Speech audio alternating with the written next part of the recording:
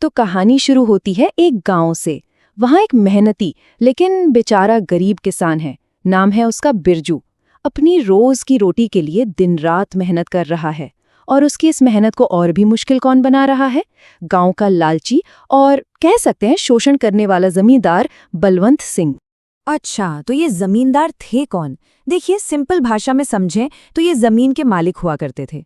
अब होता क्या था कि वो किसानों को खेती के लिए जमीन तो दे देते थे, लेकिन बदले में फसल का इतना बड़ा हिस्सा ले लेते थे ना कि असली ताकत तो हमेशा उन्हीं के हाथ में रहती थी।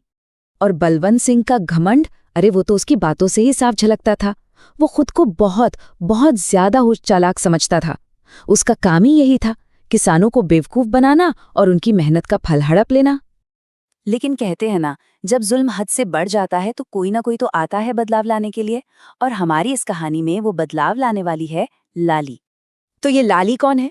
लाली है बिरजू की बेटी, जो शहर से पढ़ लिख कर गाँव वापस लौटी है।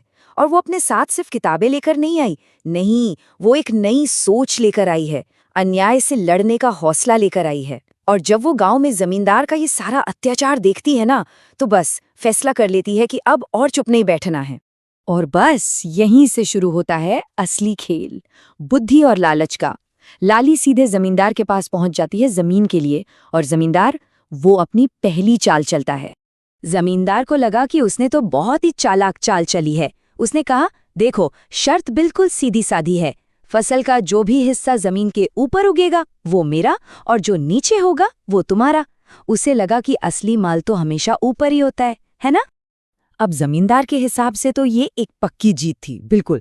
फल, फूल, दाने, अरे भाई, सब कुछ तो जमीन के ऊपर ही होता है। उसने मन में सोचा कि इस किसान के हिस्से में तो बस जड़ें ही आएंगी। लेकिन यही तो लाली ने अपना दिमाग लगाया। उसने क्या किया?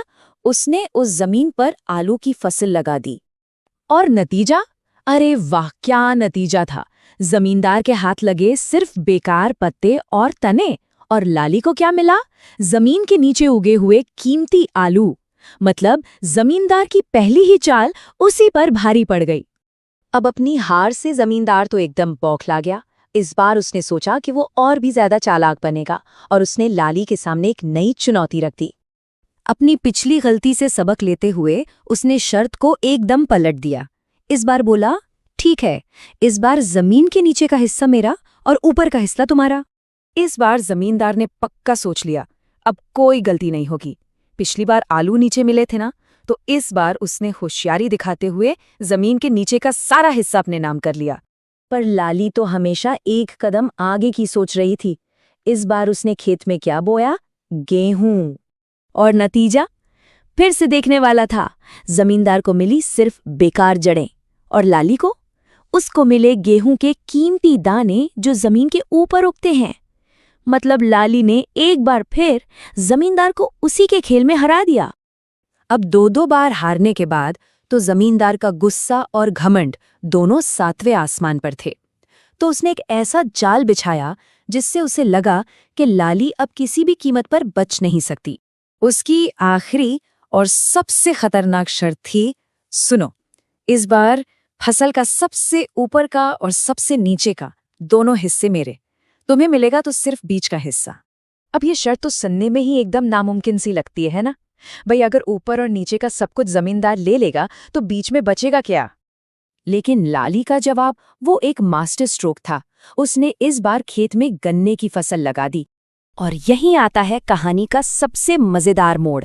जमींदार के हाथ क्या लगा?